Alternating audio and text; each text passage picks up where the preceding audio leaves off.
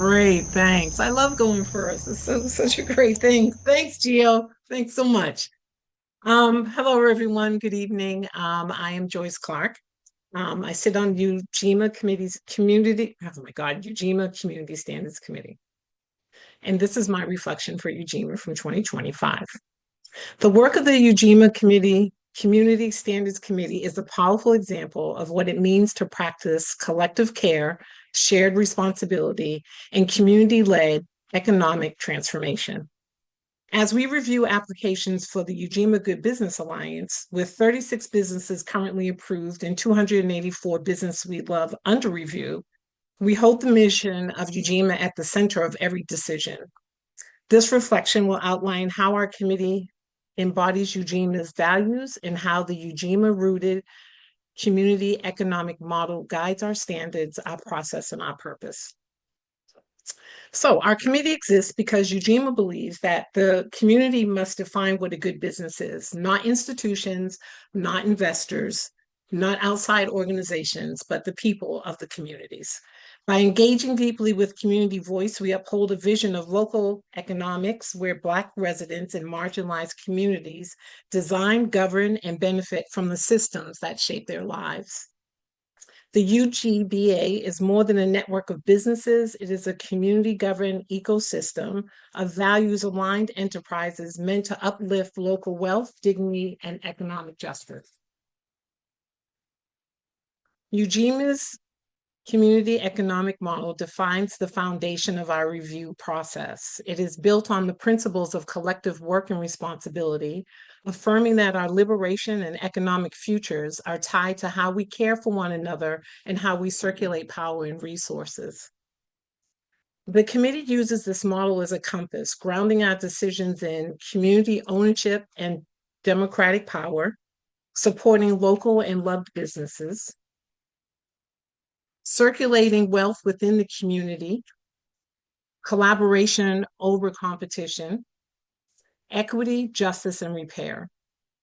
Our committee is committed to addressing historic inequities by uplifting enterprises that treat workers with dignity, offer fair labor, and accessible services, ensuring leadership reflects the communities they serve. Healing-centered accountability, where when harm occurs, we lean into processes that focus on repair rather than punishment. This approach requires humility, courage, and a shared commitment to growth. Our review process also prioritizes business that keep dollars circulating locally and creating local jobs, stable families, healthier neighborhoods, intergenerational economic opportunity. Ujima rejects the scarcity mindset. We value businesses that build together, share resources, and contribute to a collective ecosystem, not just the bottom line. Through collective liberation, through economics, our deeper purpose is to help build an economy that advances self-determination, cultural preservation, community safety, political and economic power, and generational transformation. Every business we review has the potential to strengthen or weaken this vision. Our responsibility is to steward that power wisely. So why our work matters. The Community Standards Committee sits at the heart of Ujima's mission. Through our careful and democratic review of businesses, we help shape a community economic ecosystem that builds stronger local businesses, better jobs, safer and healthier neighborhoods, a more just economic landscape, a shared sense of ownership, belonging, and pride. Our work doesn't just evaluate businesses, it builds community power and ensures economic development reflects the values, dreams, and lived experiences of the people. In closing on this reflection, as we continue reviewing UGBA applications, let us stay grounded in the mission that guides us. We are here to ensure that the economy our community builds is rooted in justice, care, transparency, and collective liberation. Every decision we make is a step toward the world we envision, a thriving, interconnected ecosystem where Black communities and marginalized communities lead, own, and define the economic future. And so That's what I believe. That's my reflection for 2025 for the community standards. And yeah, and I look forward to continuing in 2026 and seeing what new things are coming for Ujima. So thank you. Thank you, Joyce. Thank you. All right. Up next, Cassandra. I am going to share my screen All right, and let's make sure you can do that. sending a request. Yeah. Okay. You should be. Very happy to go after Joyce because I feel like she set the foundation for some of the things that I would like to talk about. Um, okay, and I am using Canva to do this. So can you guys see my screen? Not Not yet. yet. Not yet. Okay, we're gonna get this. Let's try it one more time. Share.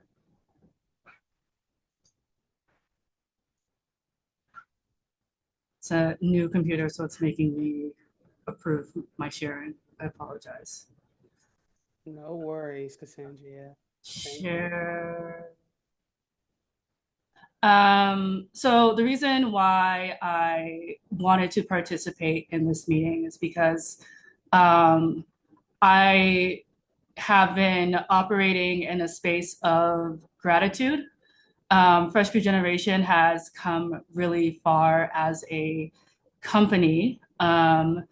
And we couldn't do that without some of the strong institutions, organizations in Boston that have supported us both in bad and good times, and when we didn't have a track record.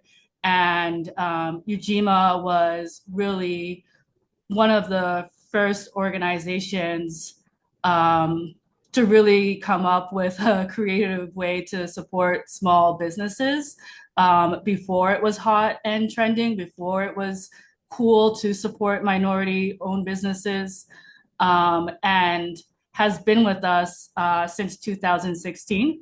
So to give you a sense, we launched with our food truck in Dudley in 2015. I want to talk about three of the ways in which Ujima has been there for us, starting with the Solidarity Summit. And I'm going to take you guys down memory lane. Some of you may have seen this, may have not seen this.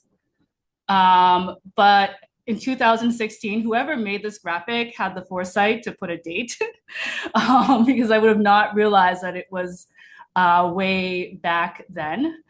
But Aaron Tanaka came to us, and this is when we were at Commonwealth Kitchen, and he said, hey, like I have this idea, like we're doing this thing, we would like you to participate.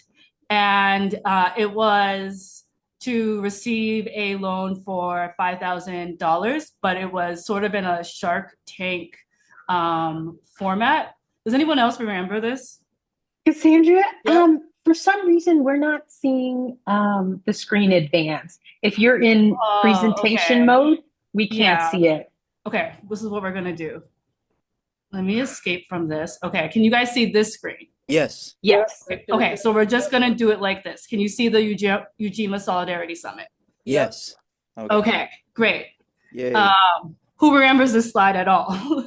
I do. Yes. Okay. So, I kind of thought that this was like a crazy idea. I remember Aaron describing it to me and not really understanding how it was going to function.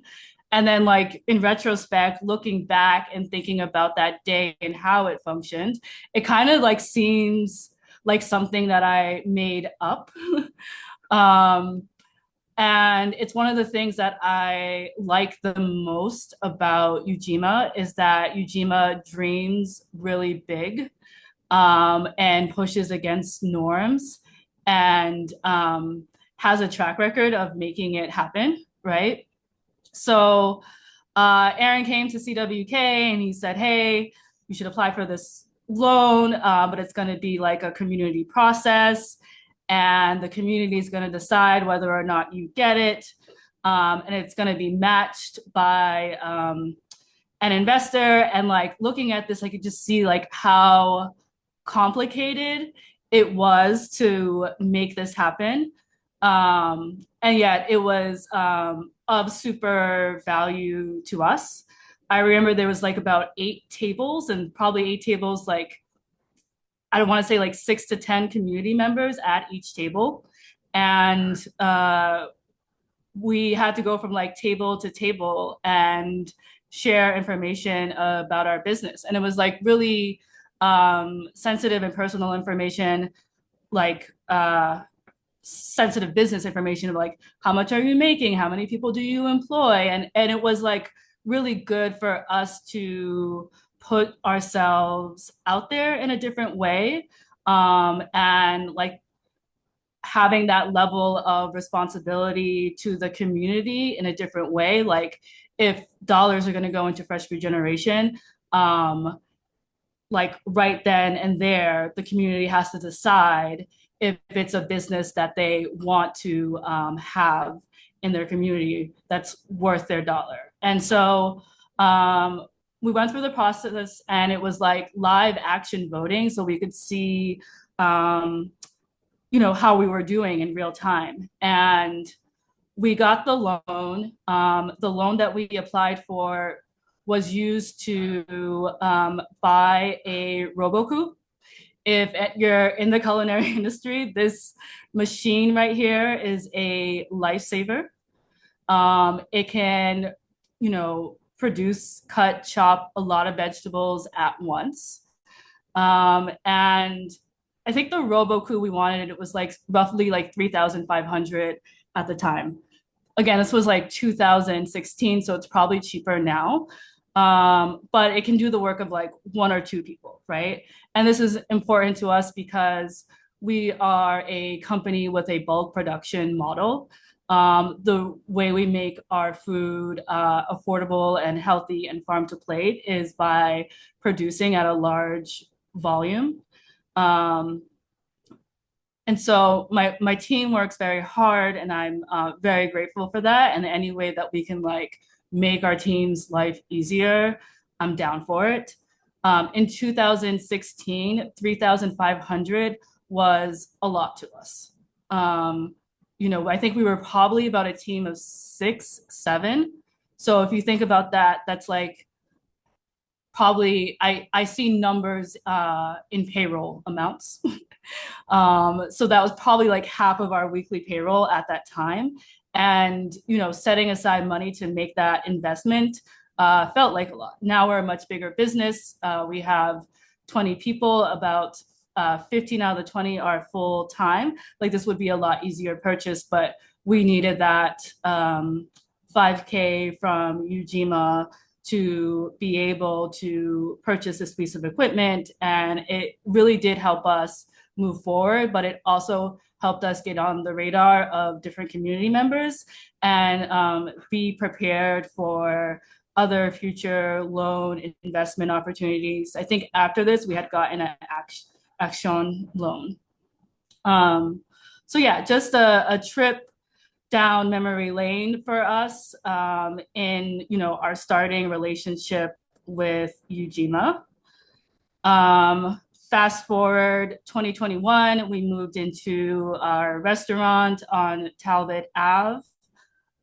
It's gone through a remodel, and it's been very, very helpful to have Ujima Cafe,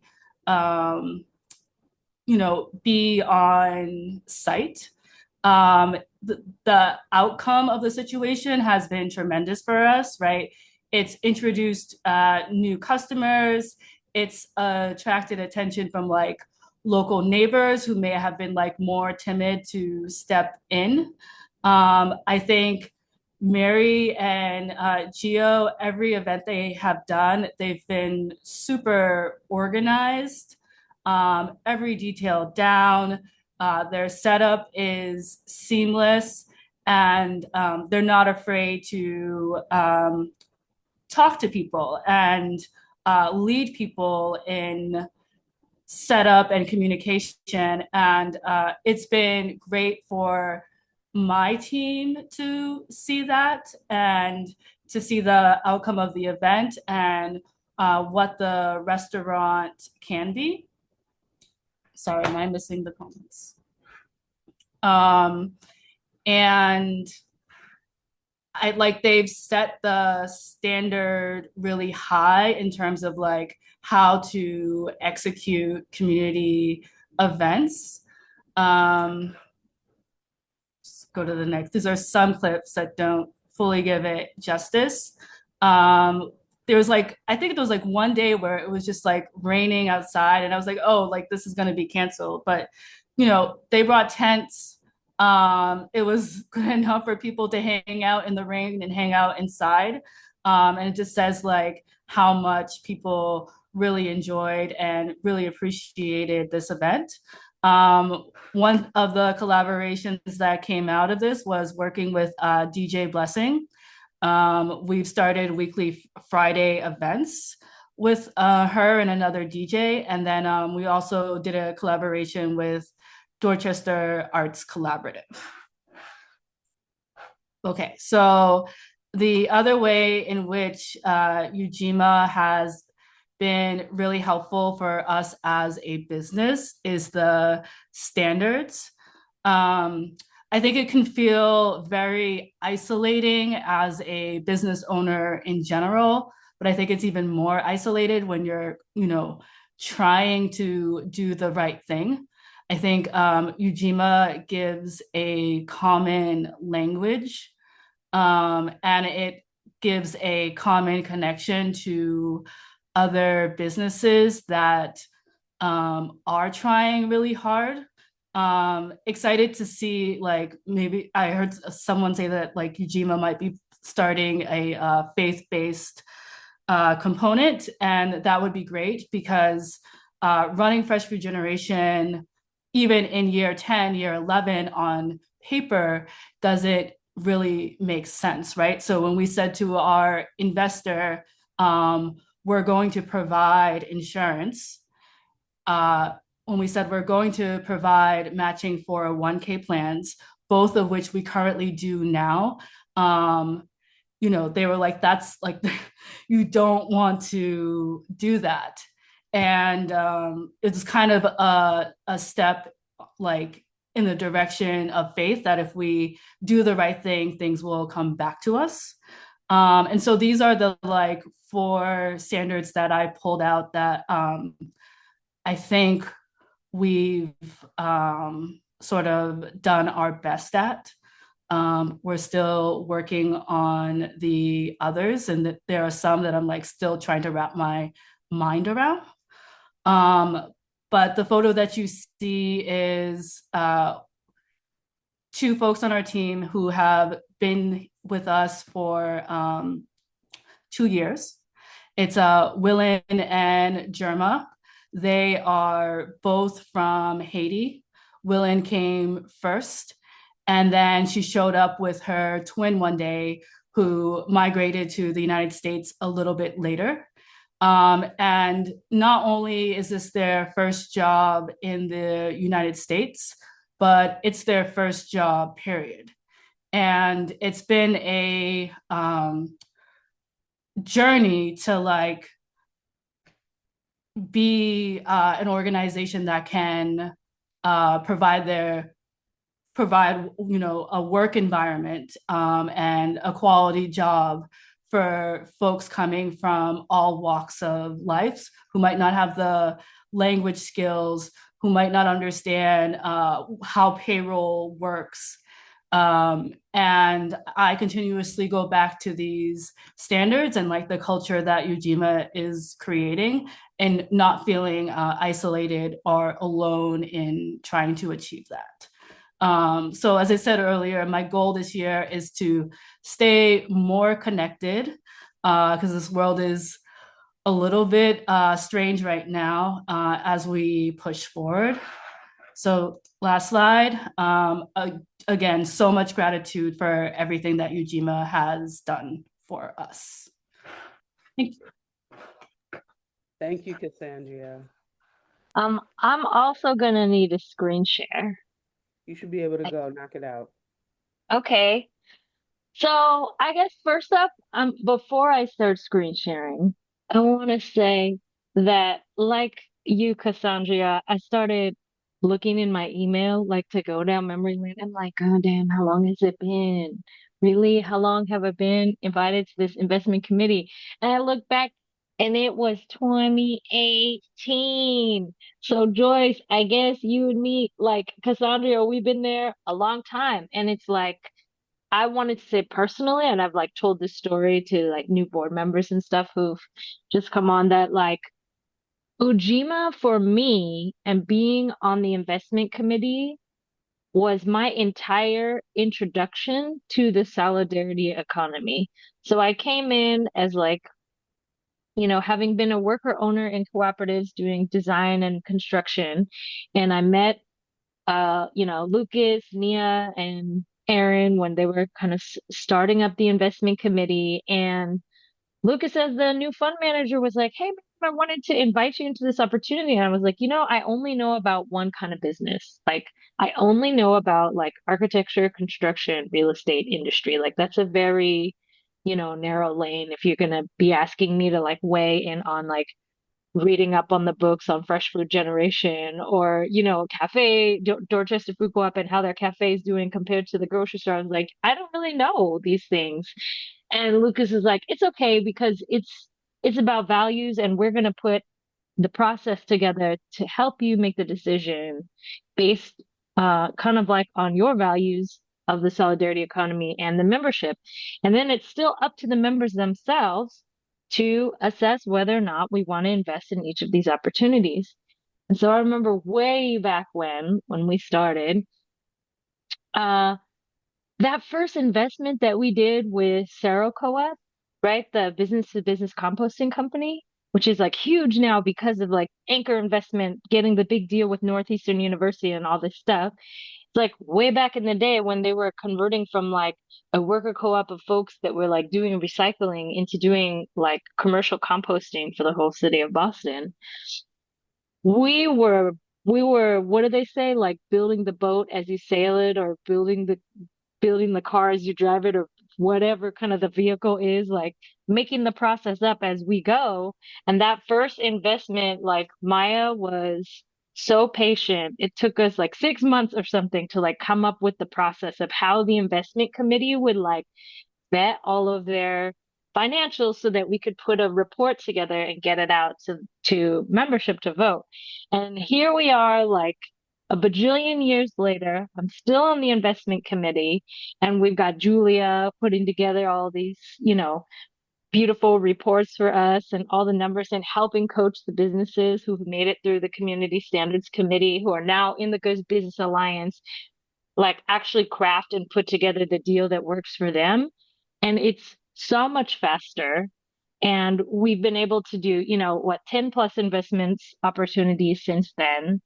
And it's huge. And I also want to say, on a very personal note, that Ujima Investment Committee not only like helped me build my confidence alongside the time that I was starting this new company, which now Co-Everything, started around the same time. So it's like this whole time of being on the investment committee actually like helped me build as like a small business owner, to understand financials, of seeing all these other businesses. It's such an incredible opportunity that like other people in my field would have never had. So thank you, investment committee members. I've always been waiting for the moment when we would invest in housing or real estate. Like I was like, one day, we're going to see one of those come through the pipeline. And so now I'm going to share my screen to tell you a little bit about some of these full circle stories. Okay, so this is maybe a random photo that has nothing to do with the investment committee itself, but I'm an investment committee member and I'm on the side here. And then we've got Genoa, who's in the investment committee, and Yusuf, who works on the Good Business Alliance. And this is Tracy, who's just a member, but also is a neighbor. And we're standing on the Artier Livre Park land. So you know where You know where the like deadly greenhouse is, that not the deadly greenhouse, the food project greenhouse where they have the winter farmers market. It's just like around the corner from this park, and it's next to Nos Casa, which I think is also in Good Business Alliance. Um and this was a day that we were like having an event, like Co Everything was having an event, and we were kind of like asking the community about ideas of what they would want to see happen on this park, RTR Libre. It ended up that this housing project that was awarded didn't go through because of like state funding, but this was like, I don't know, the most fun version of an investment committee photo I have, because all the other pictures would just be like a Zoom screenshot of like me and Julia and Carrie and like Pat and stuff hanging out on Zoom. I guess back in the day we could have taken one in a boardroom, but anyway, the point of this picture that I wanted to show is like this is me still dreaming about some type of community land trust based investment, like standing on the land with Boston Ujima Project, thinking about one day the community having the opportunity to invest in a community land trust project. And then did any of you all get a chance to vote on this May 2025 investment opportunity? It's with Boston Neighborhood Community Land Trust. Do y'all remember this? Came through? Maybe? Okay, Yes, well then. yes, we do. Yeah, yeah, okay. So I'm just gonna like, I'm not gonna cruise through the whole thing, but I just wanted to say that as a recap for me personally, as like an architect, a person who works in affordable housing and real estate development and doing all this alternative ownership, I was so excited about this investment opportunity memo. And on top of it, of all the things, you're going to get there here in a second. Boston Neighborhood Community Land Trust was asking for a $300,000 investment over 2 years at a loan with a 5% interest rate. And I was I was like the happiest person ever.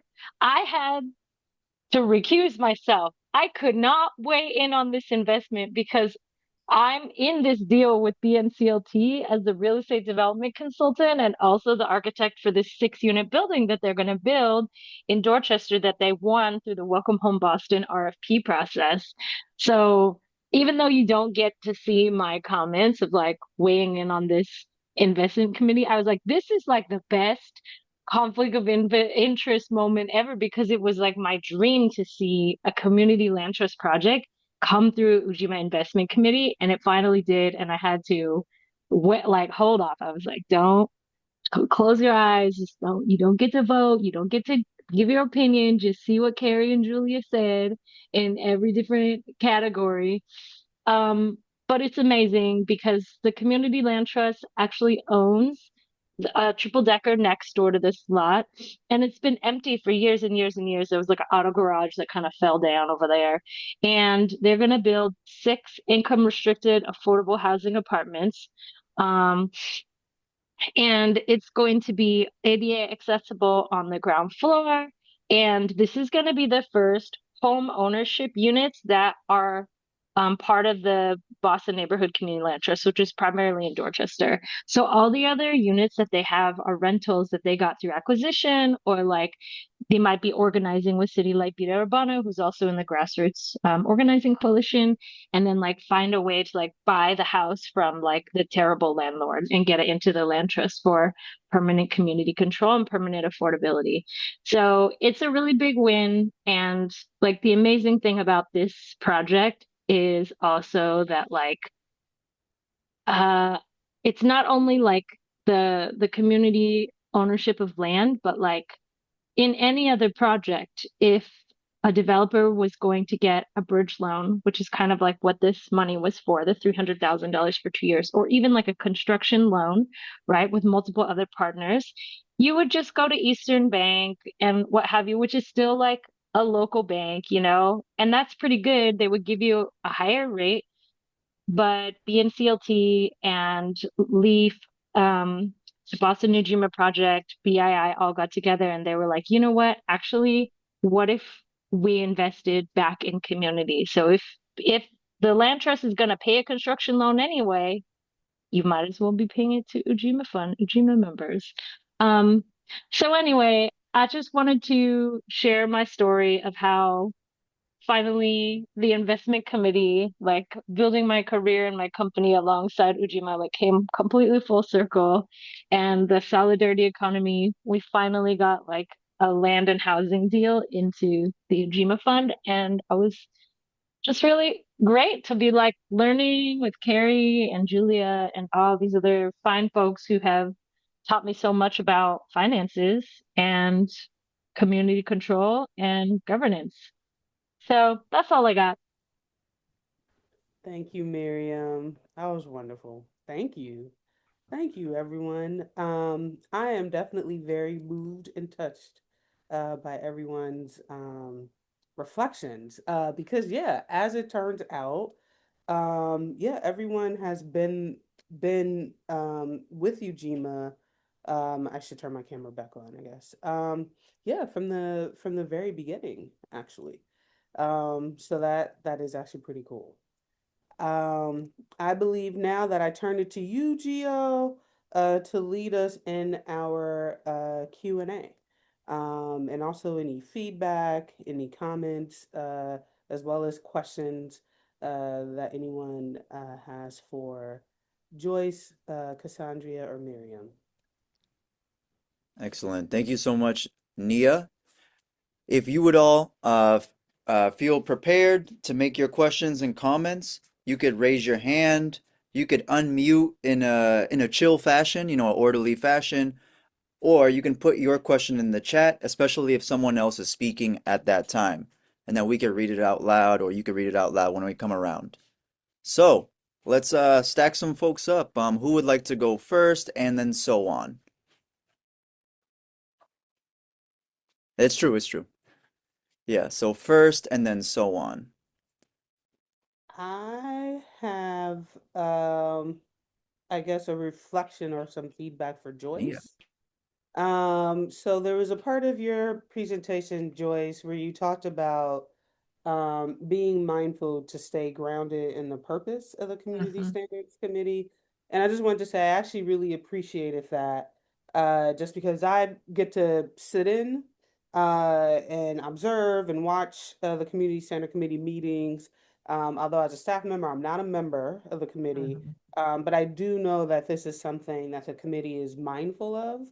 And it can be purpose can be easy to forget, kind of, Yeah. as you're building, as you're growing day to day, um, and as things just get frenzied. And Cassandra, as you talked, when the world gets more strange, it can be easy to kind of shift and slip unwittingly. But I can definitely say I feel like I am witness the Community Standards Committee always kind of reminding themselves, Yeah. what are we here to do? What's our purpose? And so I appreciate that that showed up in your reflection, not as kind of a past tense activity, but as something that's ever present. Yeah, absolutely. Absolutely. Thank you. Yeah, it's true. It's very true.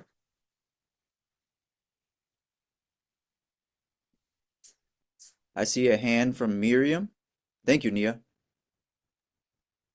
This is my orderly hand raising and unmuting in a chill fashion. Actually, my question is also for you, Joyce. Yeah. Um, so I think from what I hear, the Community Standards Committee, in a beautiful way, because the Ujima Good Business Alliance, you know, back in the day, it was like first food generation, it was like 10 businesses.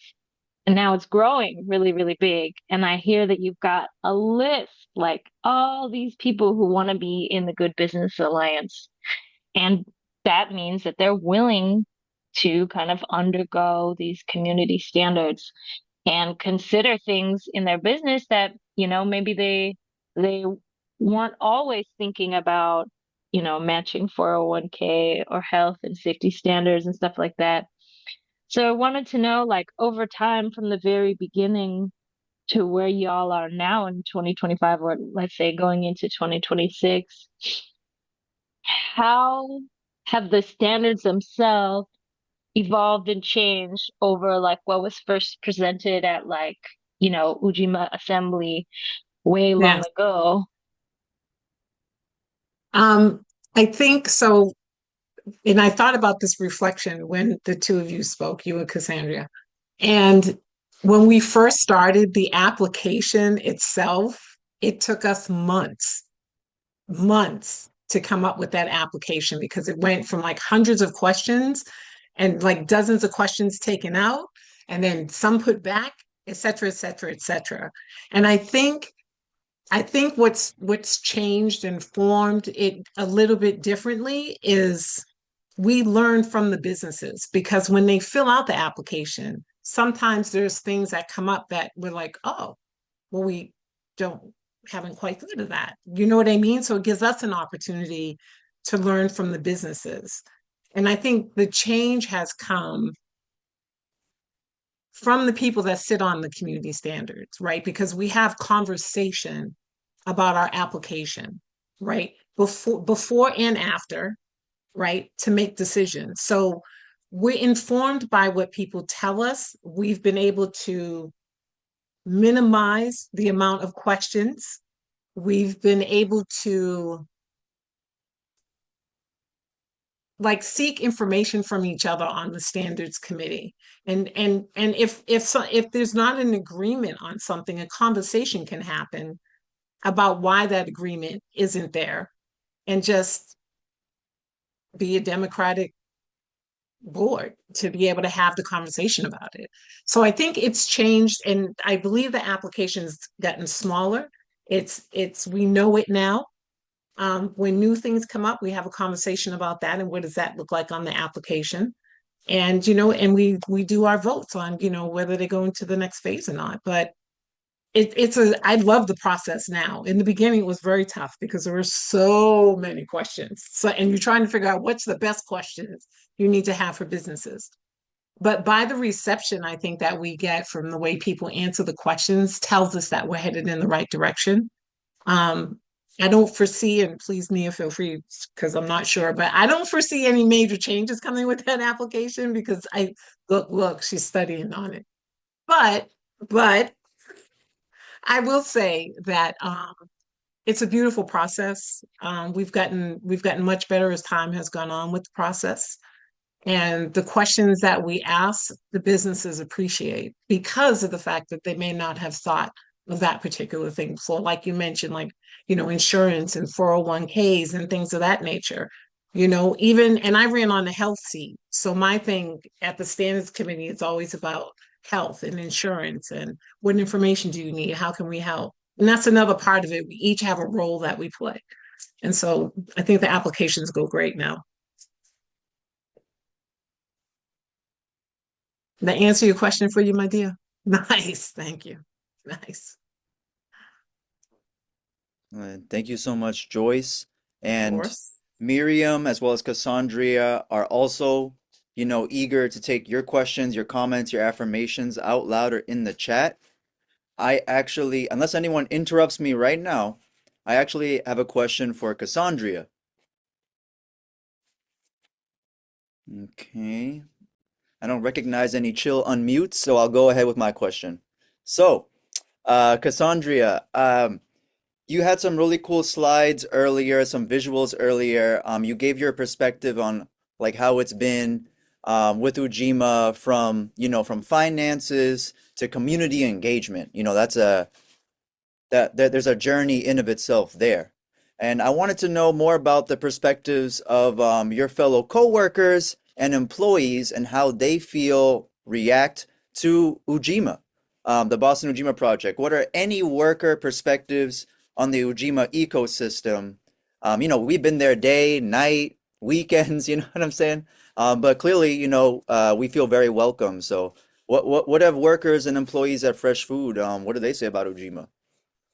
Yeah, so there's been two reactions sort of based on folks' position in the company. So Jam and Victor, who are sort of like senior management, have been involved with Ujima, and Victor would go to meetings, right? And he'd come back and he'd be like, have 1,000,001 questions for me. So I'm like asking to like explain, something that someone said at Ujima, but then also asking a question about like where does our business stand in comparison to the standard. Like I think like one of the questions, I can't remember, but like it opens up conversation, and that is like part of the reason like why I wanted Victor to be able to go, is so that we are like in community and seeing how other people are thinking about like leadership and business, because fresh food generation goes beyond me. Like I doesn't matter how like I feel or think if my team isn't in that same space.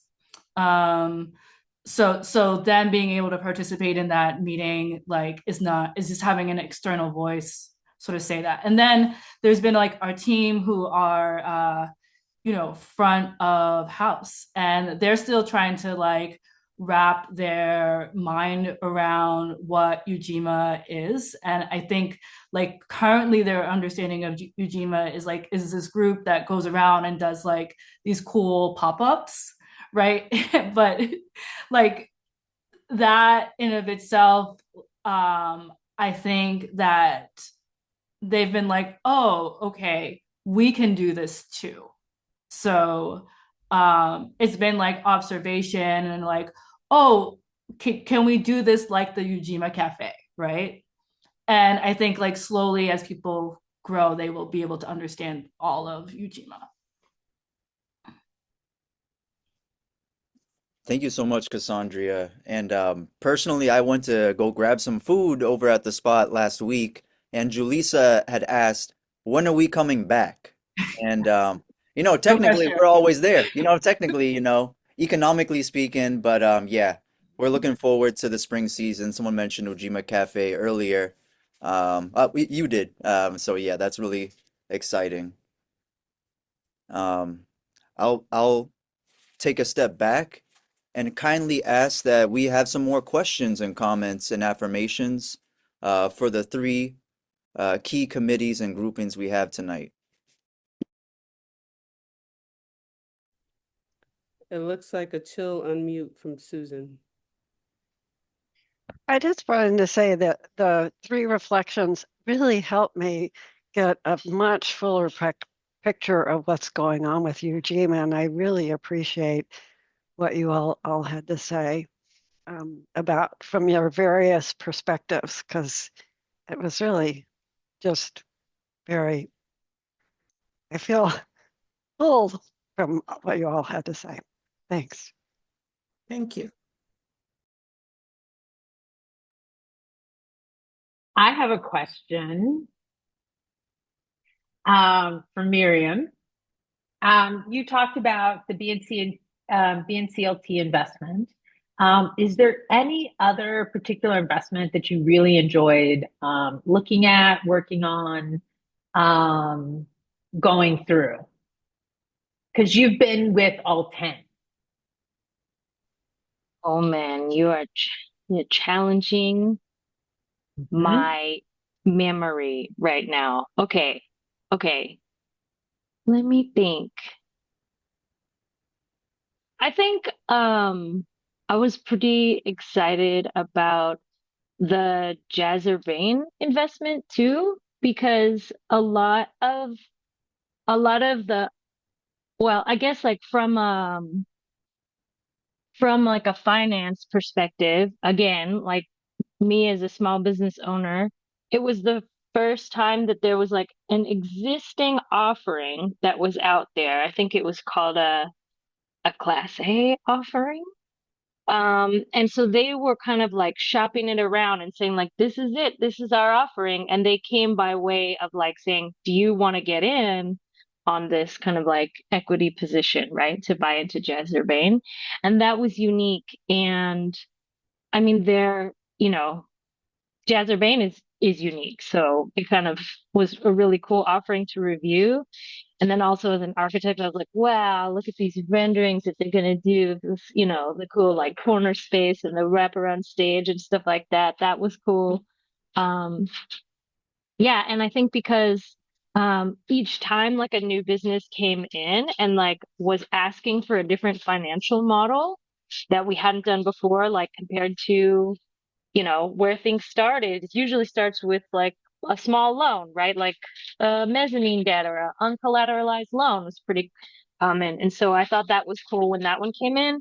And then also I liked the first comfort kitchen uh investment too, because they were asking for a revolving line of credit. And like, I'm not gonna lie to you, like guys, like as a small business owner, I was like, I didn't even know what a revolving line of credit was, So like all these new investment models, like as an investment committee member, like I got to learn about like how we think about our whole portfolio at Ujima, but also I thought it was really admirable how each time we would just go back to our lawyers and be like, can we structure this? Instead of just being like, we don't do that because we just haven't done that before. And so it's like meeting the businesses where they were at to give them the financial tool that maybe they couldn't find somewhere else. Those two really stood out to me for those reasons.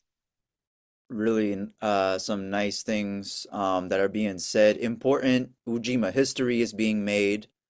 Nia just said there's another one of those on the way. Okay.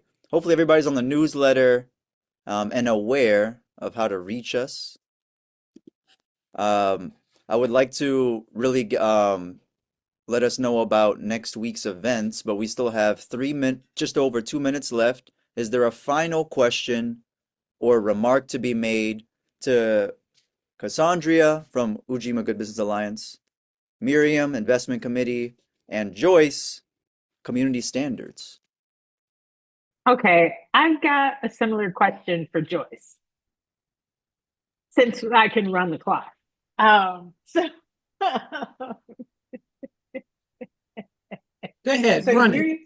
you get to see all of the businesses, and most of the time, like people don't know these are in person, and they Mhm, come down to the CIC office mhm. and come in. Is there anyone that was particularly entertaining or one that stood out for you? That's a great question. Hmm. Do I have one? Yeah, okay, I do. I actually do have one, but not for that reason, actually. Okay. Okay. You know what stood out for me? This one person came in and she was really bubbly. She was very bubbly and she had on like this bright yellow outfit that was beautiful. That's what stood out for me. Was her outfit and her personality was just on it. And she was just I wonder if you even remember who that is, but I just put in that's the what stood out chat. for me. Was that Naisha? Was Pierce it Park? the Was she yellow tall? outfit? Tall? Yes, yeah, That's Yes. yeah, Naisha. That was Pierce yeah, Park. Yeah. yeah, People dress up for Ujima. yeah, Like they take yeah. it seriously. She was That not that playing is that that's a night. Mhm. testament to the committee. Like they really come in there and are ready to throw down. Yeah, yeah, for real. Yeah. I mean, I think that was my favorite just based on that. But like, I enjoy all of them because we really get to see people and like really put them on the bench and see what comes next. It's just great. It's a great thing. I love it. I love it. Thank you for that question. I hadn't thought about that. It was good. I like that. Fond memories.